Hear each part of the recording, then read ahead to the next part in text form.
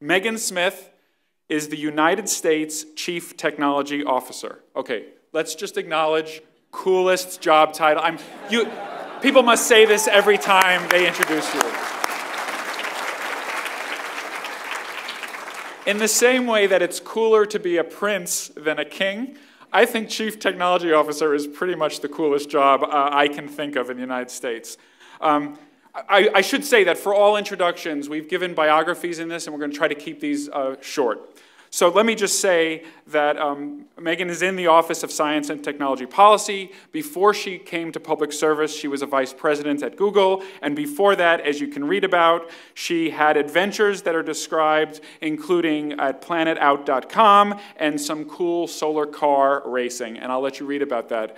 So in the spirit of short introductions, thank you very much for coming, and we look forward to hearing from you.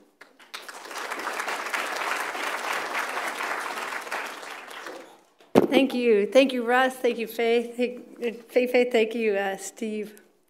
It's so great to be here, and I do think CTO, it's such an honor to have this job, although I would say there's somebody that really is the technologist in chief, and he'll be here tomorrow. The president is really an incredible leader, and I've come to government only in, it's just shy of 2 years. But the things that we just celebrated, Dr. Holdren, the science advisor, who runs the Office of Science Technology Policy, he's the longest science advisor since Vannevar Bush, longest serving since FDR. And so we compiled a list with our colleague Kristen Lee, who's here, of 100 achievements that the president has made just to celebrate. And it's just breathtaking to look at that. I encourage you to look on the web at the range of different things that are there. So thank you, Stanford. We've really opened the doors this whole week. We're doing this event, but it's part of the whole Global Entrepreneurship Summit. And again, the president is really a community organizer in his original first jobs. And it's really about getting talent together in the way that we're doing in the summit, in the way that we do in our country, and a real opportunity to collaborate and see people who have such different takes. Sometimes the president's chief of staff, Dennis McDonough, calls it, we see different parts of the elephant. And so coming together and having the kinds of conversations that we can, whether it's in tonight about machine learning and AI and all of the opportunity and all the things we can do to avoid downside and collaborate on that, or whether it's the breadth of these particular days of the greatest entrepreneurs coming together to share with each other what they feel and are passionately driving to bring us solutions into the world and the network that they have together. We are also in the middle of really working hard on how do we modernize our government itself? And I know that many countries around the world are doing that. We have a thing called the Open Government Partnership, and it's a similar type of collaboration amongst countries. The president started it with about 7 countries together. Now it's 70. We were just in Cape Town for the regional meeting of Africa and the steering committee, and it's great to see this healthy, collaborative, engaged set of people working on government transparency, but also civic technology. One of the things that's really important here, we talked about data. The president's opened 180,000 data sets since coming into office, and so they live on data.gov. And people are starting to do extraordinary things. Of course, for a very long time, we've had weather and people building on top of that. We've seen mapping and those tools, but now we're starting to see things from census, like engagement with the developer community on opportunity.census.gov. Which is now building applications on top of census, the biggest big data thing in our country. And they're starting to move into a position where the developers and the technologists can we can have APIs in addition to RFPs coming out of government. That's our goal. We also, some of my colleagues are here. I know Lucy Brady is here somewhere from the United States Digital Service.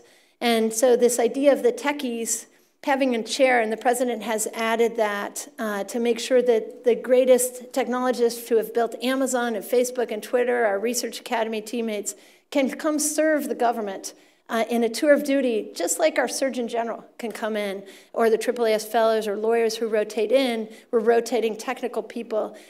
That's very important for this particular conversation on AI machine learning, or whether it's about Bitcoin, or whether it's about the new UAS rules that have come out of the Department of Transportation this week around the regulation, the policy that should be here. We want the technical inventors of those technologies to be, in addition to consultation like we're doing tonight, to be able to be in the government together.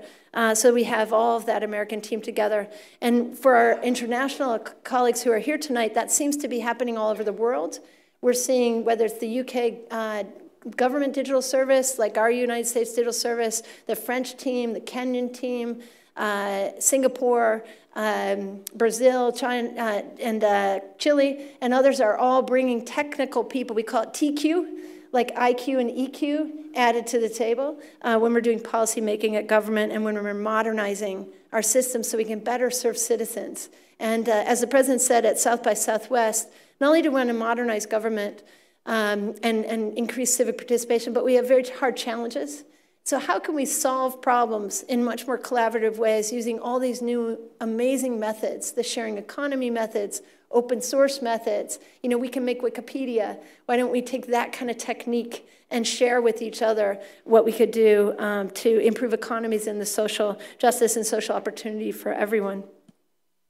So I wanted to turn attention specifically to the work on artificial intelligence, machine learning. President really was encouraging us. There's a whole range of opinions about what's going to happen. It's an exciting time. Some people are quite fearful. Some people are quite excited.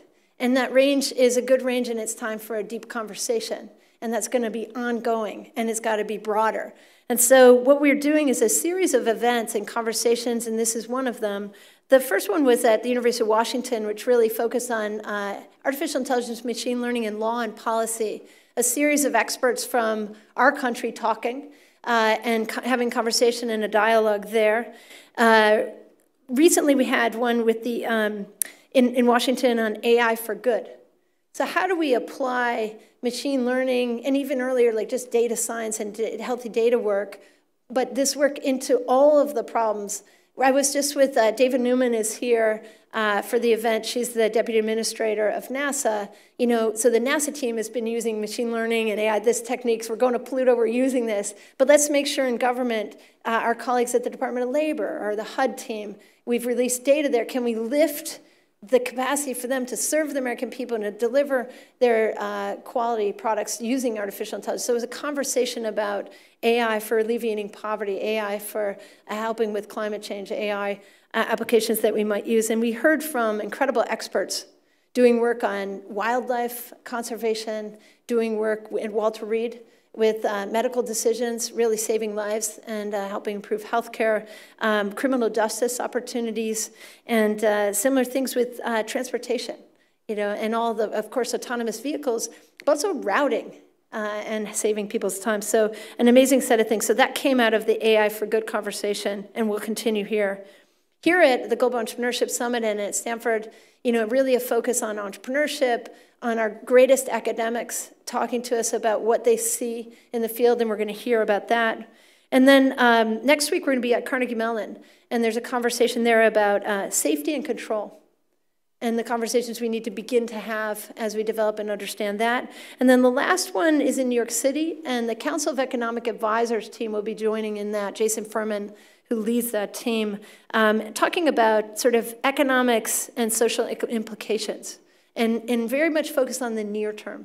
You know, just like the jobs revolution of the industrial and the industrial age and the transition we go through sort of every decade, you know, so many of the jobs in the United States today are new, you know, from companies, many founded here at Stanford, who have created this future. We were just over with an amazing team called Shinola here, you know, the rebirth of Detroit. So the rebirth of our jobs, and this will have great implications there. And we need to have those conversations and be thinking about that. So that'll be a focus in New York.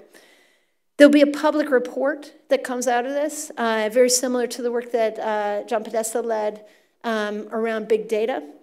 And so continuing that conversation. And also we're going to be posting, I think on Monday, beginning our request for information so that we're online with anybody who would like to comment and engage in the dialogue.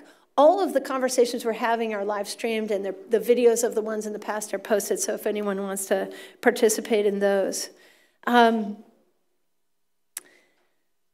think that maybe the last thing I'd note is really a really important thing that the president cares a lot about, which is how are we going to make sure that we're bringing everyone into this conversation, and that those who will design and make and participate in AI and this incredible opportunity that we have will come from all parts of the world, will be men and women, will be people of all races, and really represents humanity's greatest talent applied. So the diversity and inclusion here is a profound challenge, because up to this point, many of the AI research teams have represented partial groups of the planet, and we want to field the whole team.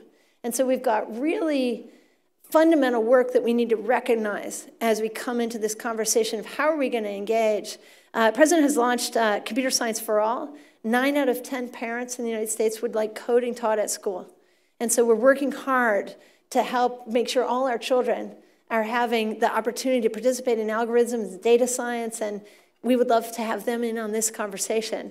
And by teaching in class, whether it's in the English class or whether it's in a math class and computational thinking, we'll be able to engage them into this conversation and the challenges that their world will become a part of as we do so many different things. So the thing I might mention is that yesterday we announced a tech inclusion pledge along these lines. So over 30 companies, many of them here in Silicon Valley, from Intel, Airbnb, Zynga, and others, have signed up to really push hard on diversifying their workforce.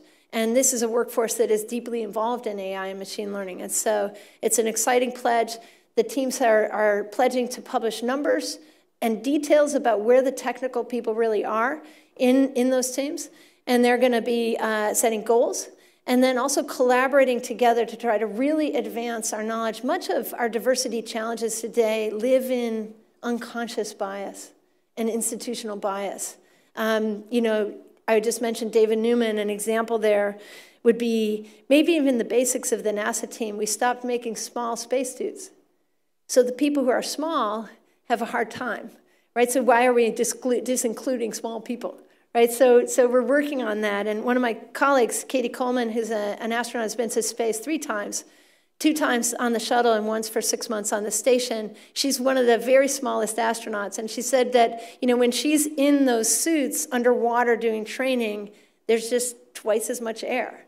It's much harder for her to physically do what she's doing.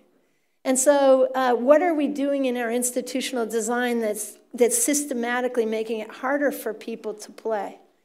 Is it through the fact that our media shows 15-to-1 computer science boys versus girls in children's TV? And so when we watch TV, we see things that make us think the world is a way that it doesn't have to be. So, I'll leave you with those images, and what can we do to include people? And maybe AI machine learning can help us with the data science of seeing what we're doing. And so maybe one of the applications we should get up to is how to diversify the AI machine learning teams using AI machine learning. So I'm really excited to hear from the people that the Stanford team has pulled together with us. And it's an honor to be here with all of them and their just incredible passion, for the joy and discovery and what they've been up to and what they can bring and talk to us and how we can engage so many more people. And it's an honor to be here with our guests from around the world. Again, thank you for being here at the summit and for your entrepreneurial leadership. And I really appreciate your joining into this conversation. Thank you.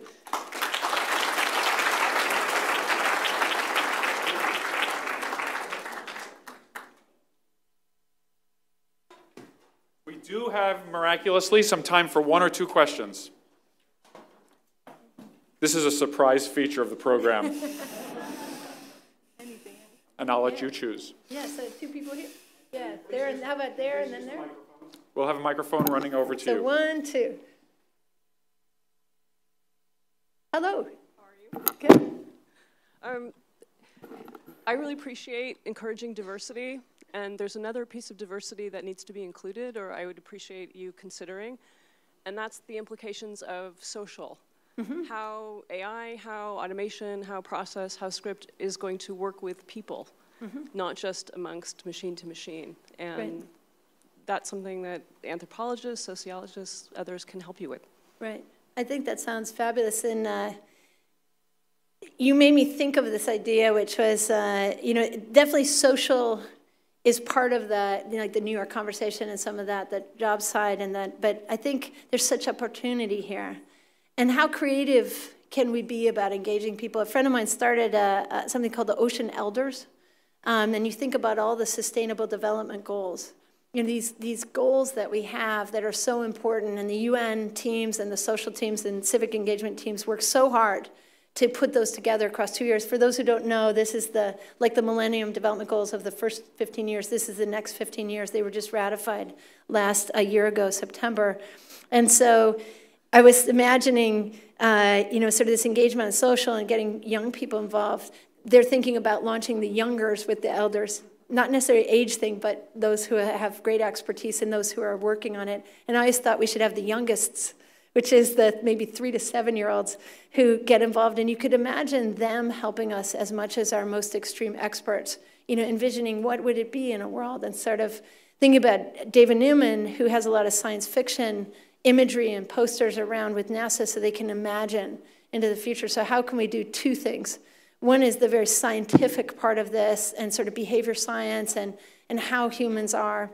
And then also the very imaginative, creative part. It would be really interesting to get up to both of those. So I really appreciate. And people who have ideas, we'd love to hear how you would envision doing that in the different ways that capture maybe those 3 sectors, those who really know a lot and can lead, those who are very excited to work on that and have work in progress in our beginning, and maybe even the youngest of us who have the most creative, wild ideas of what it might be. I think just what I would leave you with, and those are all fantastic comments, is that as you consider AI and the technical possibilities, ultimately they are going to impact people. Yes. And that really needs to be on board as you plan projects and make stuff. Yeah, I think it's critically important. I also feel like there's an opportunity even very near term that's not just pure AI, it's more systems, which is in the smart cities work, to be very mindful of not only the kind of like the mechanical part of the city, the physically getting around, but the citizens.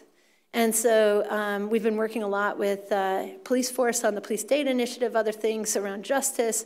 The CTO of Seattle has been working with librarians, and they've been doing extraordinary hackathons, Hack the Commute, work on our neighborhood, and really engaging anyone in the neighborhood with open data and really making it a community conversation. So I think anything we can do along those lines is critically important, and kind of all voices in, and structuring using clever ways, and those who have ideas there can bring a lot. Thank you. Thanks. We had one more question. Yeah, are we okay on time? We're out of time. Okay. Sorry. Great, thank you.